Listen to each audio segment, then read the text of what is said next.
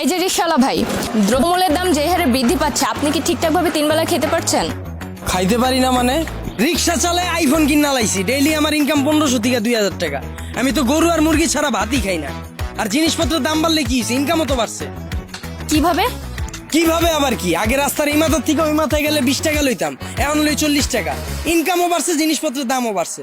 আগে তো পান্তা ভাতও জুটতো না, এখন তো গরু ছাড়া ভাতই খাই না। ওই বেটা, তুই কি নেশা করছস? নেশা করে এসব কথা কইতাছস? আমি 20,000 টাকা চাকরি কইরা না পারি খাইতে, না পারি ঘর ভাড়া দিতে, জিনিসপত্রের খালি দাম আর দাম। হালার ঘরে হালা, তুমি চাকরি করতে যে কাম করো 7 ঘন্টা, তোমার কি বেতন দিব 2 লাখ? যোগ্যতা নাই, আবার দোষ দাও সরকারের। তার মানে কি আপনি বলতে চাচ্ছেন সবাই জব বাদ দিয়ে রিক্সা চালাবে? অবশ্যই। আমি কি কইলাম, আমি তো গরু ছাড়া ভাতই খাই না। আমি সারাদিনে কাম করি 12 ঘন্টা, তো আমি গরু না খাইলে কি ওই গরু খাইবো? ওই বেটা, তুই তো অশিক্ষিত, তুই চাইলে রিক্সা চালাইতে পারবি। আমার ছোট ভাই অনার্স পাস কইরা রাস্তায় রাস্তায় ঘুরে চাকরি পায় না, ওই চাইলে কি তোর মতো রিক্সা চালাইতে পারবো? হালার ঘরে হালা, মাস্টার্সের সার্টিফিকেট বাসায় ঝুলাই থুই আইছি, পুরা সে বাসা বানাইছে। আর তুই এসেছিস বেটা অনার্স লয়ে। আর শিক্ষিত হইছি কি হইছে? রিক্সা চালাই নাকি খারাপ? আর শিক্ষিত হইছি দেখে কি আমি রিক্সা চালাইতে পারবো না? বাবু মাইনছে কি কইবো? ওই বেটা, তোরা কি মাইনছে বাদ দিয়া যায়? আর হালার ঘরে হালারা, তোরা 2 দিন পর পর নাটক করস, সার্টিফিকেট পুরা এলাস। অনার্স মাস্টার্স পাস করছস টাল্টিবাল্টি করে, চাকরি পাবি কইতে? যারা পাওয়ার হেরা পায়, এরা নিজেরা ওইভাবে তৈরি করে। তোরা 10 লাখ বেকার ঘুরস কি লিগা? সরকারের দোষ দাস কি লিগা? তোরা যখন বুঝছস যে তগরে দিয়া পড়ালে হইব না, করতে গেছিস কে জোর কইরা? ও বুঝছি, সার্টিফিকেটের লেগা না? বিয়ার সময় যেন কইতে পারো যে আমি গ্রাজুয়েট, আমি ইঞ্জিনিয়ার, আমি শিক্ষিত। এসব বন্ডামি বাদ দিয়া তোর বাইরে রিক্সা লয়ে বেরিতে কর। তার মানে আপনি কি বলতে চাচ্ছেন, আপনি নিজেও অনার্স মাস্টার্স কমপ্লিট করছেন, কিন্তু নিজেকে ওইভাবে তৈরি করতে পারেননি, যার কারণে আপনার জব হয়নি? হ্যাঁ অবশ্যই, মিছা কথা কমুকে। আমি নিজের ওইভাবে তৈরি করিনি, আমি জবও পাইনি, আমি রিক্সা চালাই না শুরু করছি।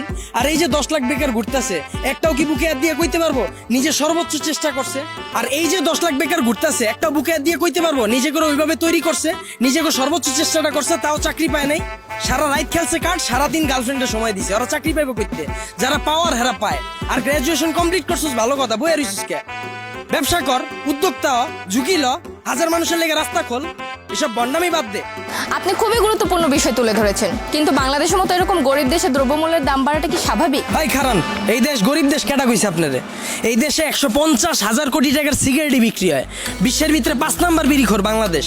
এই দেশে মানুষ 20 কোটি, স্মার্টফোন চালায় 23 কোটি, বাইক চলে 30 লাখ, প্রাইভেট কার চলে 50 লাখ। এই দেশ আবার গরিব হয় কেমনে? ওই বেটা, যারা গরিব ওরা গরিবই আছে, আর যারা বড় লোক ওরা বড় লোকই হইতাছে।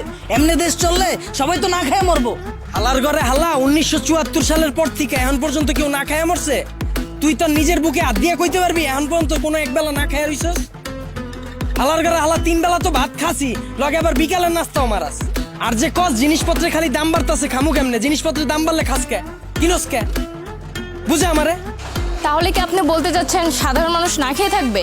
এনে আপনি আবার সাধারণ মানুষ কই পেলেন? এনে তো সবাই অসাধারণ, আমরা সবাই বাংলাদেশি, আমরা সবাই এক। একটা জিনিসের যদি দাম বাড়ে, আমরা যদি এটা খাওয়া বা ব্যবহার করা বন্ধ করে দিই, দেখি ব্যবসায়ীরা কার কাছে বেচে। যখনই আমরা খবর পাই কালকে থেকে পেঁয়াজের কেজি 20 টাকা বেড়ে যাবো, ওই দিনে যাই আমরা দোকানে ভিড় করে লাই, তো দোকানদারও তো আমরা বুঝেই দিতাছি পেঁয়াজের কেজি 20 টাকা হোক আর 2 লাখ টাকা হোক, আমরা কিনা খামুই। যেটা মার্কেটে চাহিদা বেশি থাকবে ওটার দাম তো বাড়বেই। আমরা যদি সিদ্ধান্ত লই আমরা খামু না, ব্যবসায়ীরা বেচবো কার কাছে? আর পৃথিবীর যখন জন্ম হয়েছিল তখন কি এত খাওয়ান দাওয়ান ছিল? তখন কি এত বার্গার ছিল, পিজা ছিল? তখন কি মুরগির কালাবুনা ছিল? কে মানুষ শাক পাতা খায় বাচ্চা রইছে না? আমরাও পারো, আমাকে সবার একই তো হইব। যে কোনো সিন্ডিকেট ভাঙ্গার লেগে আমরা নিজেরাই যথেষ্ট। আর সরকারের দোষ দিয়া লাভ কি? আমরা জনগণ নিজেরাই তো চুতিয়া। একটা জিনিসের দাম বাড়লে আমরা ফ্রিজ ভরা শুরু করে দিই, ফ্রিজ ভরা বন্ধ করলে এমনি সবকিছু ঠিক হয়ে যাবে। ধন্যবাদ ভাইয়া। ওনার কথা শুনে আমরা বুঝতে পারলাম দেশের পরিস্থিতি যতই নিয়ন্ত্রণের বাইরে থাকুক না কেন, আমরা সবাই যদি একত্রিত হয়ে যুদ্ধ করি তাহলে সবকিছু নিয়ন্ত্রণে আনা সম্ভব। দেশের সাধারণ জনগণ ও বেকার যুবকদের চিন্তাধারা যদি আমরা পরিবর্তন করতে পারি তাহলে আমরা খুব সুন্দরভাবে সামনে এগোতে পারবো। আপনাদের সবাইকে ধন্যবাদ এতক্ষণ আমাদের সাথে থাকার জন্য।